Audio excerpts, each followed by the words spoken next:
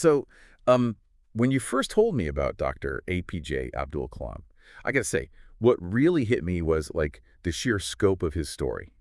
You know, a kid starts with almost nothing, dreams of flying that doesn't exactly uh, pan out how he thought, and yet he goes on to lead India's scientific progress, Mm. and then like becomes a president. I mean, Yeah. talk about an unexpected journey. It's definitely a pretty remarkable story, and the Right. material you shared really maps out that journey from those early days in a small town all the way to his, crucial roles in Indian science and then to the highest office. Yeah, it really shows you what a person can achieve. Yeah, it's inspiring, right? Hmm. So in this deep dive, using all the details you dug up, we're going to try to figure out, like, what was at the heart of Dr. Kalam's impact? What were those core principles that drove him? And maybe even more importantly, what can, you, the learner, listen in, what can you take away from his experiences and use in your own life? One thing that's really interesting is when you dig into his early life, back in Rameswaram, the environment he grew up in, it stands out. His family, they didn't have a lot of, money or possessions. His father was a boat owner, a new mom. His mother took care of the home. But they were clearly big on values. The text really emphasizes honesty, discipline, and deep devotion. Makes you wonder how those values, how those early lessons played out in his later choices. Right. It's one thing to just say someone was, honest or disciplined. But what did that actually look like day to day when he was a kid? Like, I mean, working, selling newspapers to help his family when he was so young, that says a lot about responsibility. Mm-hmm. But yeah, I see what you mean. Getting more specific details would really paint a picture. And can you imagine that kid just looking up at those clouds in Rameswaram, fascinated by the sky? Who knew where that would lead him? Yeah, that image of the clouds, it really gets you thinking. And then there's that limitless hunger for knowledge the text mentions. Even though they didn't have a lot, material-wise, that seems to be a constant theme in his life. It wasn't just curiosity. It was this drive to learn, to understand. And you see it again when he goes on to formal education, studying physics first and then aerospace engineering at the Madras Institute of Technology. That period at MIT, especially the hovercraft project, that seems like a crucial point in his development. Absolutely. That whole hovercraft thing, it feels like a real test for him. His mentor basically said, look, if you don't deliver, you're losing your scholarship.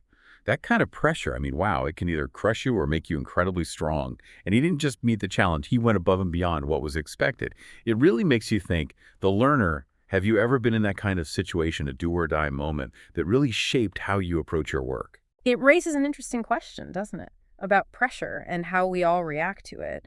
For Kalam, it seems like it made him realize he could overcome pretty much anything if he just worked hard enough and stayed dedicated.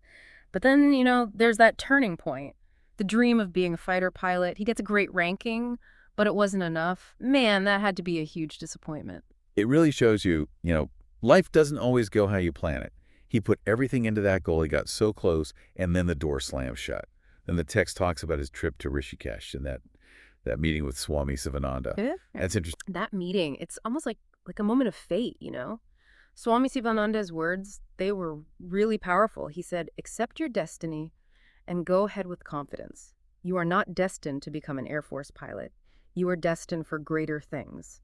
And it wasn't just about accepting a different path. It was about recognizing that there was something bigger out there for him, something he hadn't even imagined yet. I mean, sometimes maybe those things we see as failures are actually just pushing us towards something better, something that's truly meant for us. What do you think about that, the learner? Have you ever experienced a setback that actually ended up leading you to something more fulfilling? Yeah, I like that perspective. It makes you see disappointment not as the end, but as a new beginning, maybe even a better one. And then his attention shifts to science and space, joining DRDO first, then ISRO. It's almost like he found the perfect place for his talents, and he moved into leadership roles so quickly, taking charge of some really major projects. Yeah, the speed of his progress at ISRO is pretty mind-blowing, really. Leading the development of India's first satellite launch vehicle and then successfully launching the Rohini satellite in 1980, I mean, that was a game changer. It put India on the map as a space power. It makes you realize just how much ambition and dedication it took to pull that off. Yeah, I can only imagine the challenges they had to overcome. And then going to DRDO and leading the missile program, creating the Agni and Prithvi missiles. That's how he got that legendary name, Missile Man of India. It really shows his commitment to advancing his nation's technology, right? And it's important to remember that these scientific journeys, they're never a straight line to success. There are bumps in the road, failures along the way. The text mentions those setbacks, and it makes sense. I mean, that's part of the process of innovating, right? And his quote, "Dreams are not what you see in sleep, they are what keep you awake." That really gets to the heart of it. It's about the constant effort, the never giving up that it takes to turn those visions into reality. How did he actually apply that philosophy in his work? I bet it was a lot of late nights, solving problems, experimenting, pushing the boundaries of what people thought was possible. Yeah, that quote about dreams keeping you awake, it says a lot about his approach. It wasn't just about wishing, it was about actually doing, working towards those goals every day. And then to think he became the president in 2002, that's just an incredible journey from where he started. His presidency is a fascinating chapter for sure. The text talks about how popular he was with all kinds of people, his role as this visionary leader, a teacher, and especially his bond with young people. Do we know any specifics about the programs he supported as president, the things he did that show his dedication to education and the progress of the nation? That's a great question. The sources definitely emphasize how much he cared about empowering young people and encouraging them to think big, being accessible, talking directly to students. That was a big part of his presidency. And the way he lived his life, even in office, his simple style, giving away his salary, it shows his integrity, right? That he was all about serving others, not enriching himself. It makes you ask yourself, the learner, what are the qualities that you admire most in a leader? It's a powerful example, setting that kind of standard. And the Yeah. way he died, giving a lecture at IM Shillong, is pretty striking. His last words were, "Funny guy, are you doing well?" He said that to a student right before he collapsed. Yeah, it's a moving detail, Yeah. to be teaching, sharing knowledge right up to the very end. And his last thought was about someone else's well-being. I feel like that really sums up what was important to him. And when you look at his whole life, he didn't have great wealth. He didn't surround himself with fancy things. But the impact he had on India, the way he inspired so many people, it makes you think about what success really means. I agree. It challenges our definition of success for sure. And this brings us to the key takeaways for you, the learner.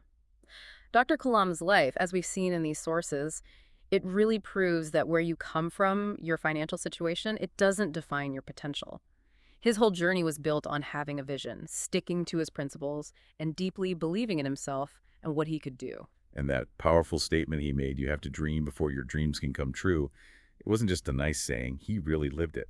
He dared to imagine things that might have seemed impossible given his background. And it's like the sources say, his impact goes beyond India. His life has lessons for anyone, anywhere in the world who has dreams and wants to make a difference. So next time you hit a roadblock, next time you feel discouraged, remember that kid from Rameswaram looking up in the sky in awe?